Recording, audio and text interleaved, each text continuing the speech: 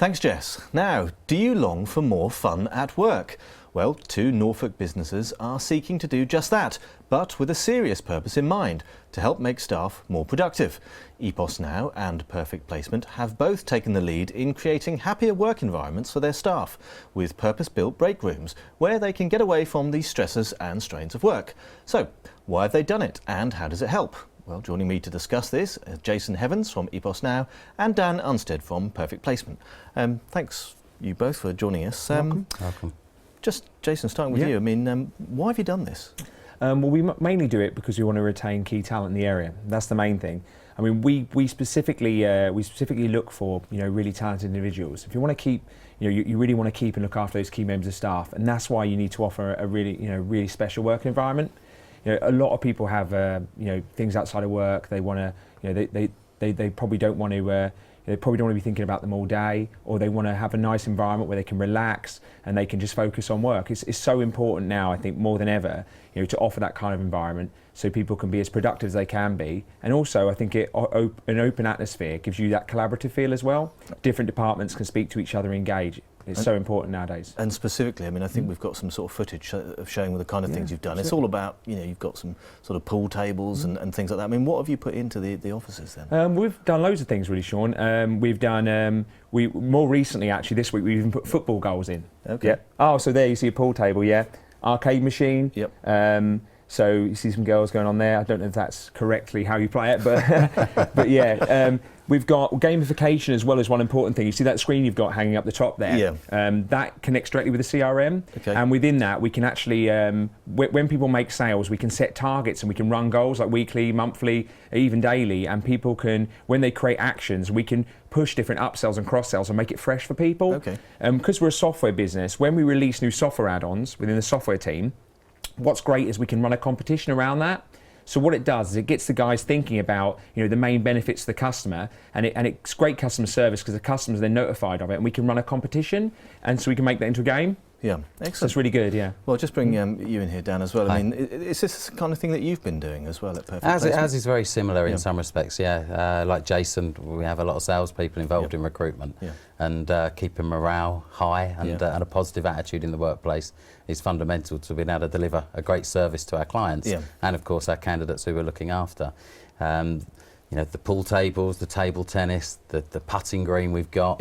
They're there for people to break out and have some fun. They're not to distract from the role of work, and we make no kind of excuses. Our demands of our staff are high. Like Jacyn, we look for good talent. We look to retain them as well, though.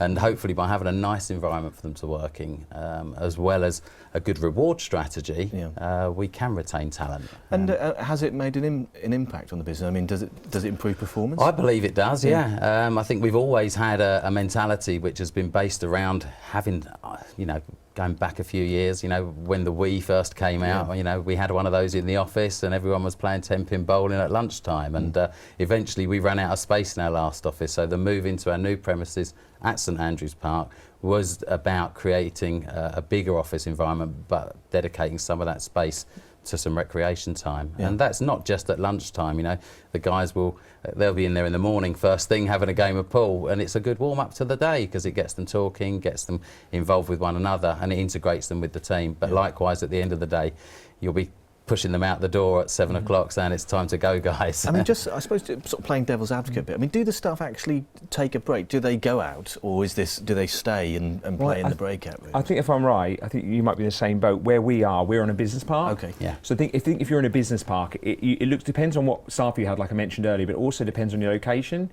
So if you're out of the city centre, there's a lot less to do. So I think when you're out and you've only got an hour or whatever the lunch hour is, or half an hour, it's very important to offer your staff those facilities on site, so they can have that break and they can enjoy their full break without having to travel anywhere. So I think that's very important, especially when you're outside, having food facilities, having the recreational facilities and everything on site.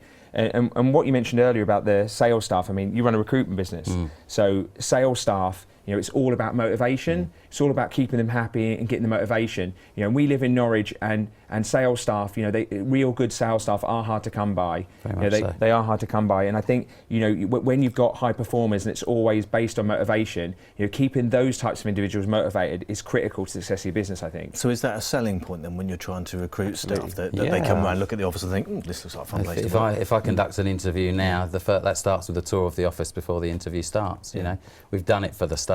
We want them to kind of think this is a great place to work, and they're blown away when they walk through it, because it's not just the pool tables.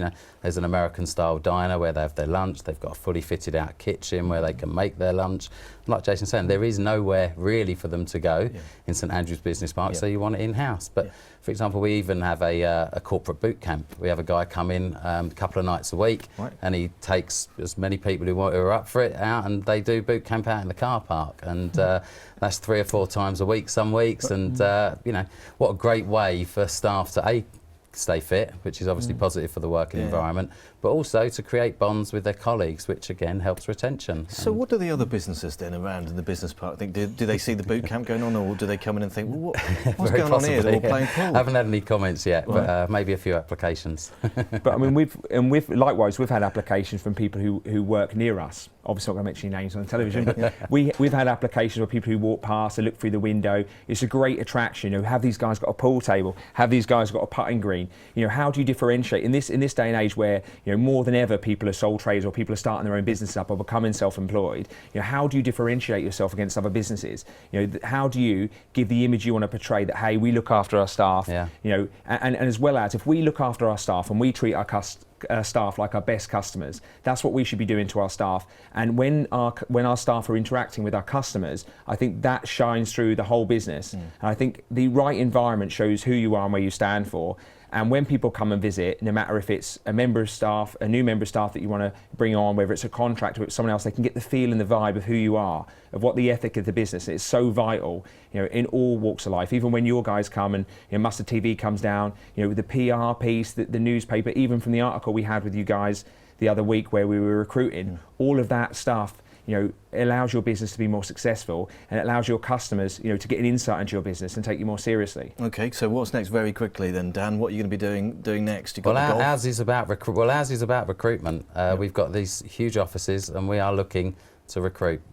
We've got kind of opportunity to take on at least 50 people within the next 18 months to 2 years, and that's our plan. Excellent. Okay, we're going to have to watch this space. I'll be interested to see what other companies start doing now. There might be some sort of arms race going on. That's it for now. Don't forget to tell us what you think about any of the topics we discuss on Business Extra via Twitter at Mustard TV or on mustardtv.co.uk.